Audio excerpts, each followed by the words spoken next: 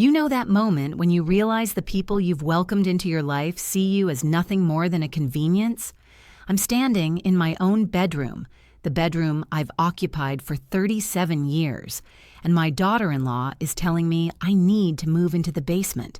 Not asking, telling. I'm Vivian Hartford, and this is the story of how I went from being treated like a burden in my own home to reclaiming everything I'd built. But I'm getting ahead of myself. Before we dive in, I'd love to know, where are you watching from today? Drop your city in the comments. There's something comforting about knowing we're all connected, sharing our stories across this vast country of ours. Now let me take you back to that Tuesday afternoon in September, here in my Portland home.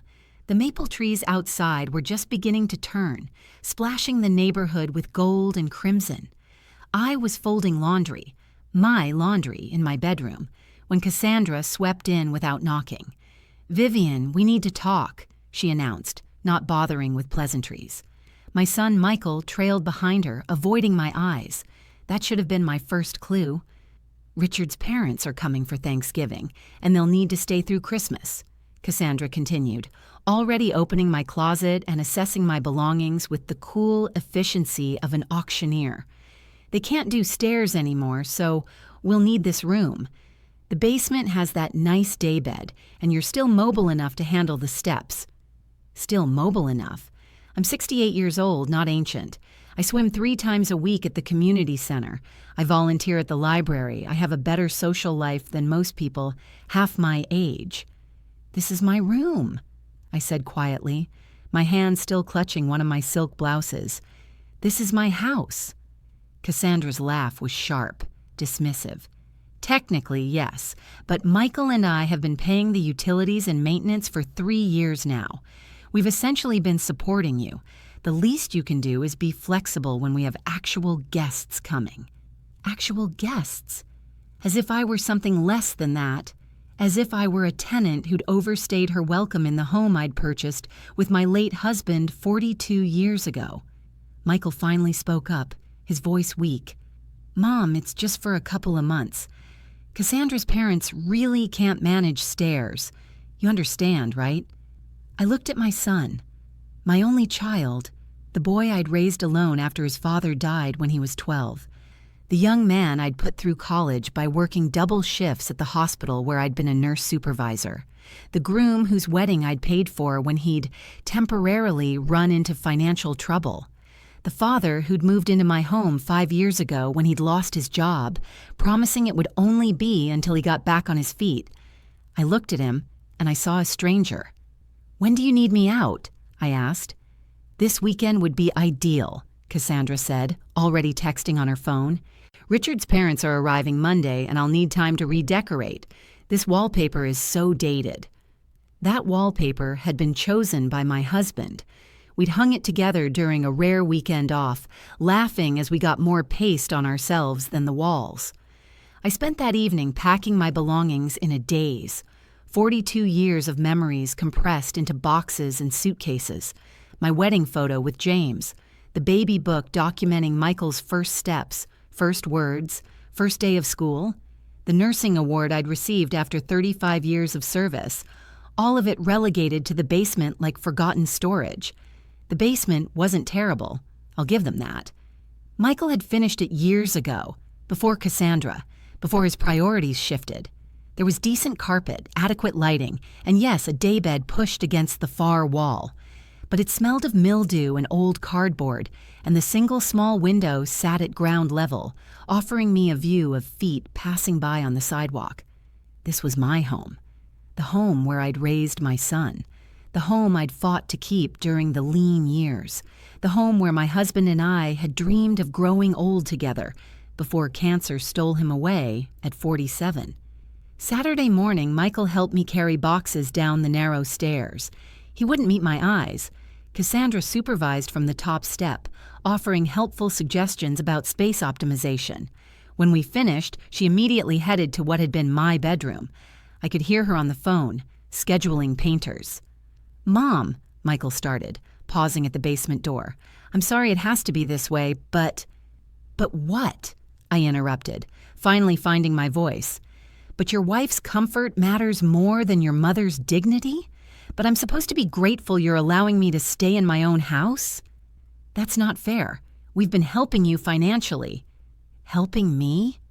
The laugh that escaped my throat surprised even me. Michael, do you have any idea what this house is worth? What my retirement accounts hold? What arrangements I've made? He looked genuinely puzzled.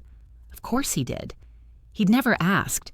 He'd simply assumed that his aging mother needed rescue, needed management, needed to be shuffled aside when convenient. You never talk about money, he said defensively. You never asked, I replied. You just assumed.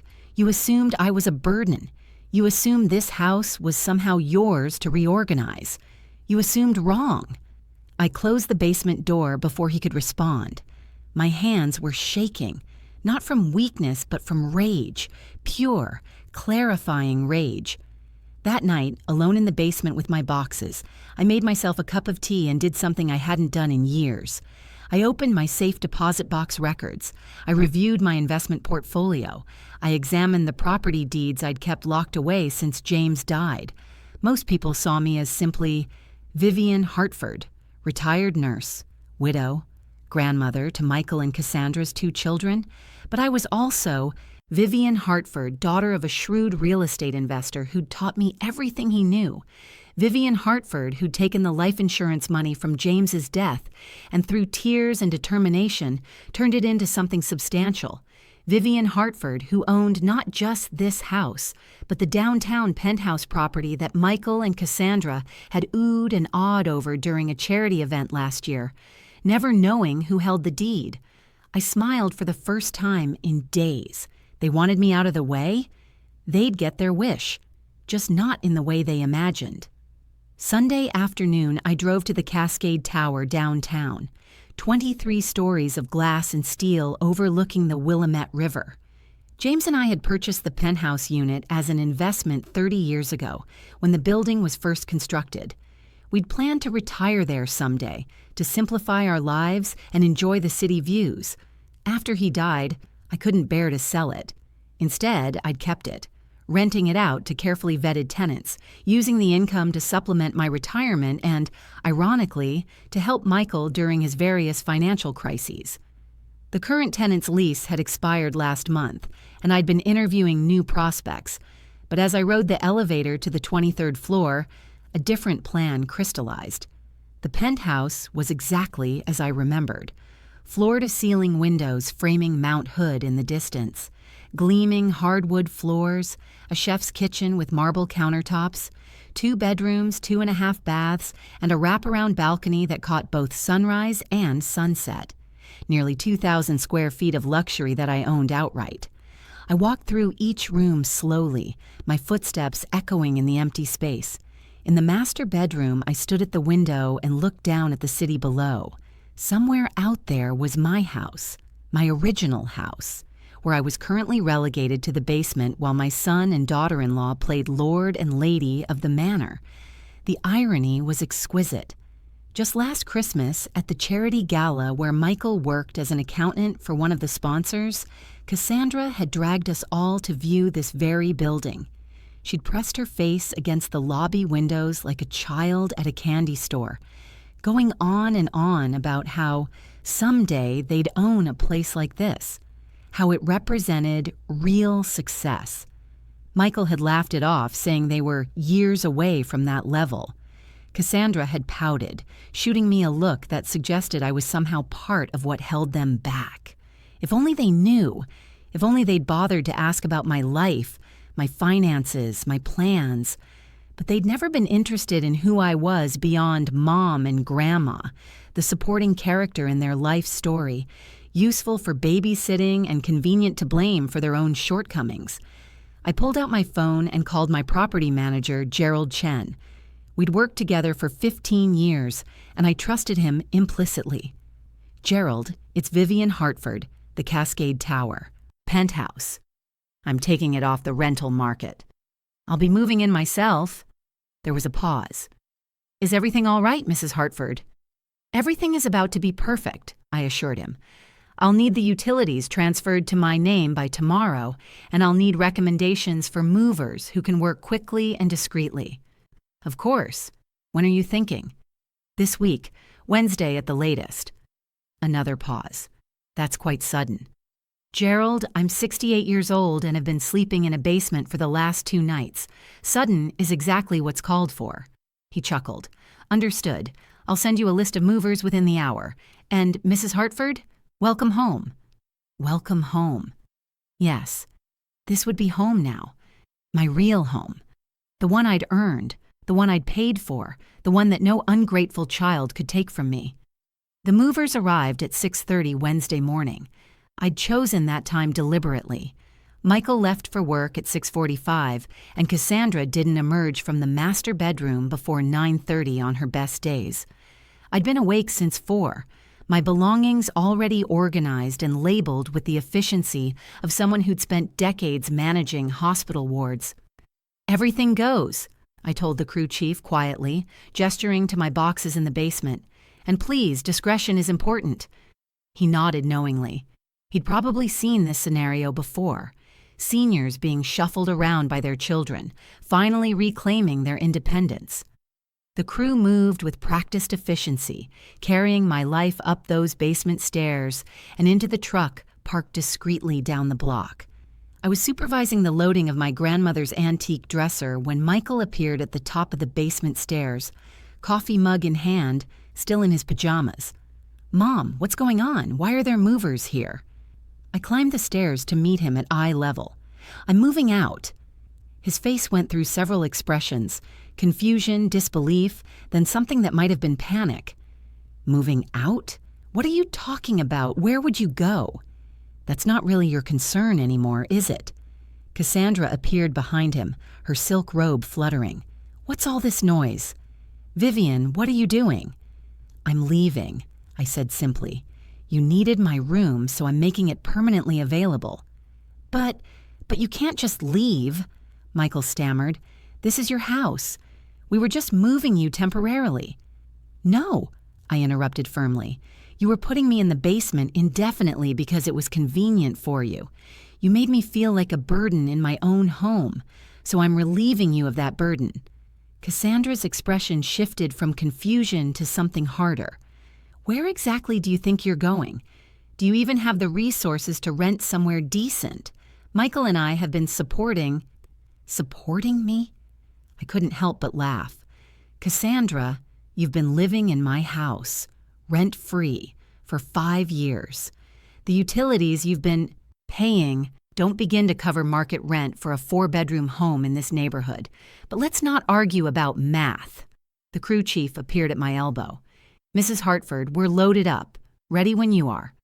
Mrs. Hartford? Michael's voice cracked. Why is he calling you that? Mom, please, let's talk about this. Don't make any rash decisions. I looked at my son, really looked at him. When had he become so small? Or had I simply been making myself smaller to accommodate his ego?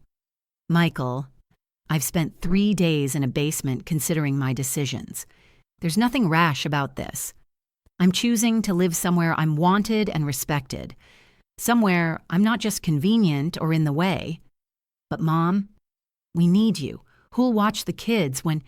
And there it was. Not we'll miss you or we love you.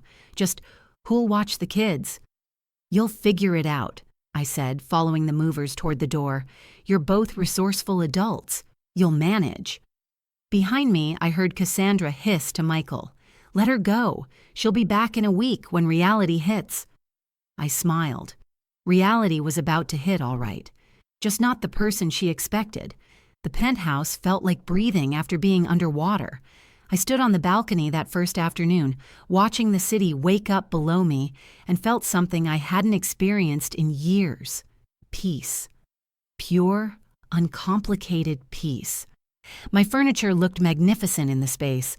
The antique dresser my grandmother had brought from Boston fit perfectly in the master bedroom.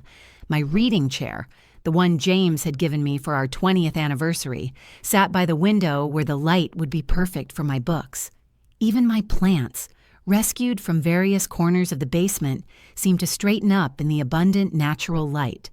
Gerald had arranged for a cleaning service to come that first day, and by evening, the penthouse looked like I'd lived there for years.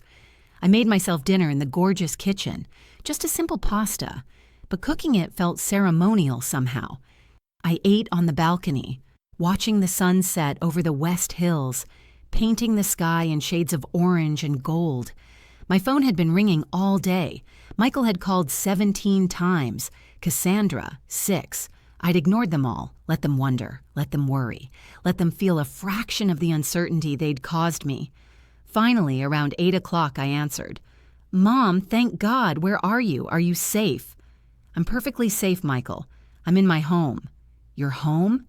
What do you mean? Did you rent an apartment?" "Mom, please, you need to think about this financially. You can't afford—" "Michael," I interrupted calmly, "I need you to stop talking and start listening. Can you do that?" Silence on the other end. Then cautiously, "Okay." "I'm not in financial trouble. I've never been in financial trouble. I have a substantial retirement portfolio, excellent health insurance, and multiple income streams. The help you thought you were providing, I didn't need it. I accepted it because I thought it made you feel good to help your mother. But you never said, you never asked. You simply assumed. You assumed I was failing, struggling, barely scraping by. You saw what you wanted to see. A helpless old woman who should be grateful for your charity and willing to accept whatever scraps of dignity you chose to offer." I could hear Cassandra in the background, demanding to know what I was saying. "I'm not telling you where I am," I continued. "Not yet. I need time to settle in, to remember who I am without constantly trying to make myself smaller, quieter, less of an inconvenience. When I'm ready, we can talk about our relationship." "But Michael?" I paused, looking out at the glittering cityscape. "It will be on my terms, not yours, not Cassandra's. Mine. Mom, please. I love you. I've always loved you, but I won't be treated like a burden anymore. Think about that." I hung up before he could respond and turned off my phone. Tomorrow, I'd deal with the logistics, changing my address, updating my information with my doctors, transferring my pharmacy prescriptions. Tonight, I would simply exist in this beautiful space I'd reclaimed, remembering what it felt like to take up room in the world without apologizing for it. The city lights twinkled below like a constellation of possibilities. I was home. Finally, truly home. By Friday, reality began to set in for Michael and Cassandra. I knew this because my friend Dorothy, bless her, had remained in contact with them, playing the role of concerned neighbor while keeping me updated on the chaos unfolding in what used to be my house. "Vivian, you should hear them," Dorothy reported during our coffee date at a downtown cafe I'd never visited before, too far from my old neighborhood. "Cassandra's completely beside herself. She's been calling everyone she knows, trying to figure out where you went, and Michael looks like he hasn't slept in days." "Good," I said, surprising myself with the venom in my voice. Then softer, "I know that sounds harsh.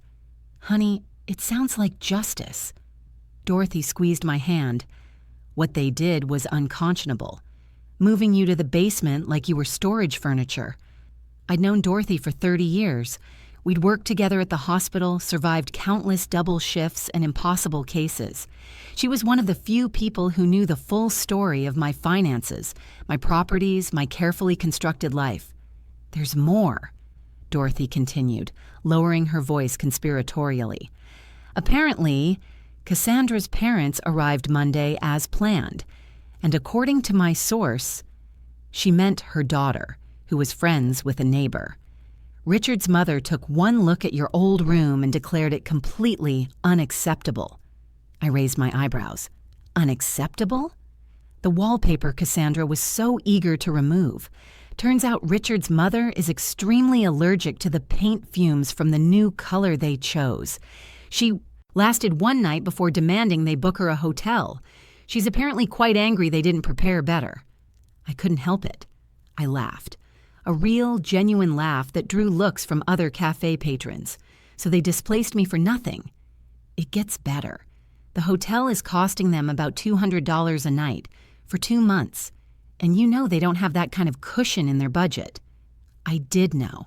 I knew exactly what Michael earned as an accountant, knew about the credit card debt Cassandra had accumulated, knew about the car payments they were struggling with. I knew because I'd been helping, quietly transferring money for emergencies, paying for the grandchildren's private school tuition, covering home repairs they couldn't afford, all while they treated me like a charity case they were generously supporting. Michael called me yesterday, Dorothy continued, asked if I knew where you were. He sounded desperate, Vivian. I think it's starting to dawn on him what he's lost. What he threw away, I corrected. I didn't leave, Dorothy. I was pushed out. I know, honey, I know. We sat in comfortable silence for a moment, watching Portland's downtown bustle past the cafe windows. This was my city now, not the quiet residential neighborhood where I'd raised my family, but this vibrant, complicated, beautiful urban center. I was reinventing myself at 68, and it felt terrifying and exhilarating in equal measure. They'll figure out where you are eventually, Dorothy warned. Portland's not that big. I know, I agreed. But by then, I'll be ready for them. By then, they'll understand exactly what they've lost. And if you've been following along and want to see how this unfolds, please consider subscribing. Stories like mine need to be heard. Stories of women who refuse to be diminished, who reclaim their power no matter their age. The confrontation came 3 weeks later, on a Tuesday afternoon. I should have expected it, really. Michael had always been persistent when he wanted something, even as a child. I was in my building's lobby collecting a package from the concierge when I heard my name being called. Michael stood at the entrance, looking haggard. Cassandra was with him, her face a mask of barely controlled fury. "We need to talk," Michael said, approaching me. "Now." The concierge, Thomas, glanced at me questioningly. I gave him a subtle nod. It was fine. This confrontation was inevitable. "How did you find me?" I asked calmly, making no move to invite them upstairs. "It took weeks of searching," Cassandra spat. "Do you have any idea what you've put us through? Just disappearing like that, no consideration for how worried we've been." "Worried about me or worried about your situation?" I asked. Michael flinched. "Mom, please, can we go somewhere private? We need to discuss things." "Discuss what exactly?" "Your living situation." He gestured vaguely at the building around us. "This place. Mom, whatever you're paying in rent here, it's not sustainable. We've done the math. On your nursing retirement alone, there's no way you can afford—" "You've done the math," I repeated slowly. "On my finances, without asking me." "Someone needs to be realistic," Cassandra interjected. "You're not thinking clearly. Moving out like that, burning bridges with your family, draining your savings on some luxury apartment." "Who told you this was a rental?" I asked. They both blinked at me. "I assumed," Michael started. "You assumed, again." I shook my head. "Michael, Cassandra, I think it's time you both understood something. I don't rent this penthouse. I own it." The silence that followed was exquisite. "You... what?" Michael's face went pale. "I own it. Have owned it for 30 years. Your father and I bought it as an investment when this building was first constructed. I've been renting it out since he died, using the income to supplement my retirement." I paused, letting that sink in. "Income I've been using partially to help you both, actually. Those emergency funds you've needed over the years, many of them came from this property." Cassandra's mouth opened and closed like a fish. "That's impossible. You're a retired nurse. You couldn't possibly—" "I couldn't possibly what? Be financially savvy? Make smart investments? Have a life and assets beyond what you bothered to notice?" My voice remained level, but steel ran through it. "You assumed I was barely getting by because that fit your narrative. It made you feel noble, taking me in, helping me. It never occurred to you to actually ask about my situation. Mom, if you had this much money, why were you living in our house?" Michael's voice cracked. "Why did you let us think—" "Your house?" I interrupted sharply. "Michael, whose name is on the deed of that house?" His face went from pale to gray. Yours, but I thought, eventually, you'd said we could. I said you could stay while you got back on your feet. 5 years ago. Your feet seem permanently planted now. We moved to a coffee shop down the block, neutral ground, public enough to prevent a complete scene. Michael and Cassandra sat across from me, their faces cycling through shock, disbelief, and dawning horror as the full picture emerged. "Let me lay this out clearly," I said, stirring my coffee with deliberate calm. "The house you've been living in rent-free for 5 years. It's worth approximately $800,000 in today's market. The utilities and maintenance you've been paying amount to about $500 a month. Market rent for a house that size in that neighborhood would be approximately $3,000 per month." Michael's jaw clenched. "We didn't know you were keeping track." "Of course you didn't know. You never asked. You never wondered. You just assumed dear old Mom was so grateful for your help that she wouldn't dare question the arrangement." I pulled out my phone and opened my banking app. "This penthouse? Worth approximately $1.2 million. Paid off. No mortgage. This is not my only property, by the way." Cassandra's eyes widened. "What?" "I own a small rental property near Reed College. 3 units, fully occupied. I own commercial space in the Pearl District, leased to a boutique that pays handsomely. I have a diversified investment portfolio that my father helped me set up 40 years ago and that I've managed carefully since. My retirement isn't just a nursing pension. It's the result of decades of smart financial planning." "Then why?" Michael's voice was barely a whisper. "Why did you live so simply? Why did you let us think?" "Because I didn't want money to define my relationships. I wanted to know my son loved me for who I was, not what I had. I wanted to spend time with my grandchildren because you wanted me there, not because I was a convenient, free babysitter. I wanted to be treated with respect and dignity because I'd earned it through being a good mother and grandmother, not because I held the purse strings." Tears were rolling down Michael's face now. "Mom, I'm so sorry. You didn't mean to treat me like a burden? You didn't mean to exile me to the basement in my own house? You didn't mean to dismiss my feelings, my dignity, my right to comfort in the home I built?" My voice cracked despite my attempts at control. "Michael, what did you mean then?" Cassandra had gone very quiet, her face pale. She was, I realized, doing calculations in her head, figuring out exactly how much they'd lost. "What happens now?" Michael asked finally. "With the house?" "That depends," I said, "on whether you're asking because you care about me or because you're worried about losing your free ride."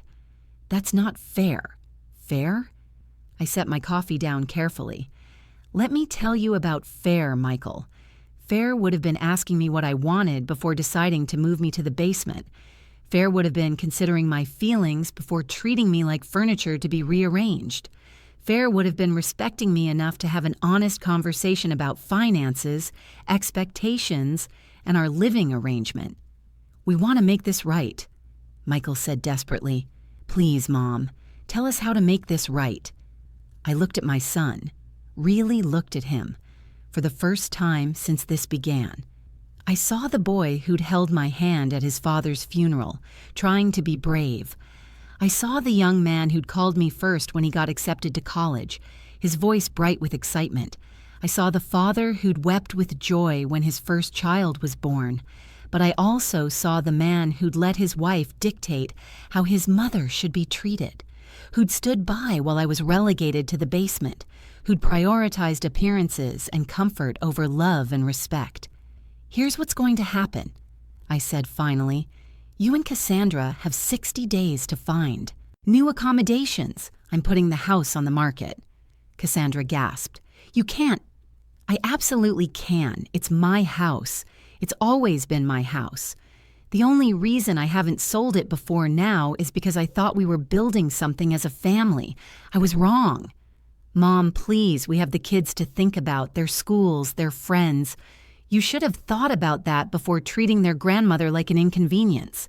I kept my voice steady. 60 days is generous. It gives you time to find something suitable and gives me time to prepare the house for sale. I've already spoken to a real estate agent." This was partially true. I'd made preliminary calls, at least. "What about our relationship?" Michael asked, his voice breaking. "What about the grandkids? Are you just cutting us out of your life?"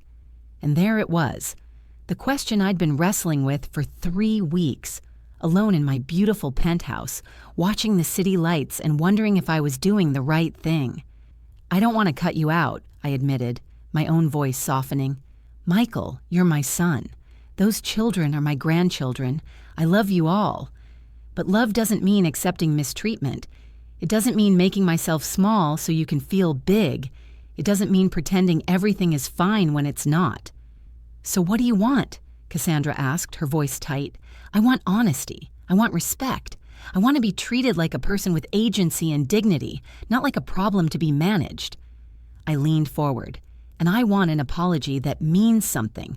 Not, 'I'm sorry you're upset,' but 'I'm sorry I hurt you. I was wrong.'" Michael was crying openly now. "I was wrong. God, Mom, I was so wrong. I got comfortable in that house, in that life, and I stopped seeing you as a person with needs and feelings. I just saw you as Mom. Always there, always supportive, never needing anything herself. That's the thing about mothers," I said quietly. "We spend so long being what everyone needs that people forget we need things too. We need respect. We need consideration. We need to know we matter beyond what we can provide." Cassandra was silent, her face unreadable. Finally, she spoke. "I've been horrible to you. I treated you like you were in the way, like the house was ours and you were just there on our generosity." She swallowed hard. "I'm ashamed of myself. It wasn't enough, not yet, but it was a start." 3 months later, I stood in my penthouse, coffee in hand, watching the sunrise paint Mount Hood in shades of pink and gold. The house had sold quickly, above asking price. Michael and Cassandra had found a 3-bedroom rental in Beaverton, closer to their kids' schools and firmly within their actual budget. We were rebuilding, slowly, carefully. Michael came by every Sunday morning now, just the two of us, for coffee on my balcony. We talked about real things, his struggles with work, his fears about money, his realization that he'd been living beyond his means and expecting me to be the safety net. He was in therapy now, working through his relationship with both money and masculinity, unpacking why he'd needed to feel like the provider even when he wasn't. Cassandra's apology had taken longer and had been harder won. She'd grown up poor, she finally admitted, and the house, my house, had represented a security she'd never had. Taking control of it, of me, had been her way of feeling powerful. It didn't excuse her behavior, but it helped me understand it. The grandchildren visited every other Wednesday after school. I'd pick them up, and we'd bake cookies or work on art projects, and I'd tell them stories about their grandfather, about their father as a boy, about the strength it takes to set boundaries even with people you love. Dorothy had been right all those weeks ago in the cafe. This was justice. Not the vengeful kind that burns everything down, but the kind that rebuilds on a foundation of honesty and respect. I'd used part of the house sale proceeds to set up education trusts for my grandchildren, funds they'd access for college, fully protected, no strings attached. Michael and Cassandra would never control those funds, but they'd know their children were cared for. The rest I'd invested, diversified, secured for my own future. Because here's what I'd learned, what I want everyone listening to understand. You can love someone completely and still refuse to let them diminish you. You can be generous without being a doormat. You can be a mother, a grandmother, a helper, and still maintain your dignity, your agency, your sense of self. My father once told me that real wealth isn't about the money you have. It's about the choices that money allows you to make. For years, I'd made the choice to prioritize my son's comfort over my own. That wasn't wrong exactly, but it had become unbalanced, unsustainable. Now at 68, I was learning to take up space again, to live in the light instead of the basement, both literally and figuratively, to remember that I'd built something meaningful not just for others, but for myself. The city hummed below me, full of other people's stories, other people's reckonings and revelations. I was just one woman in one penthouse, but my story mattered. Your story matters. The moment you decide you deserve better, that's when everything changes. I'd been told to move into the basement. Instead, I'd moved into the life I'd always deserved, and that, ultimately, was the best revenge of all.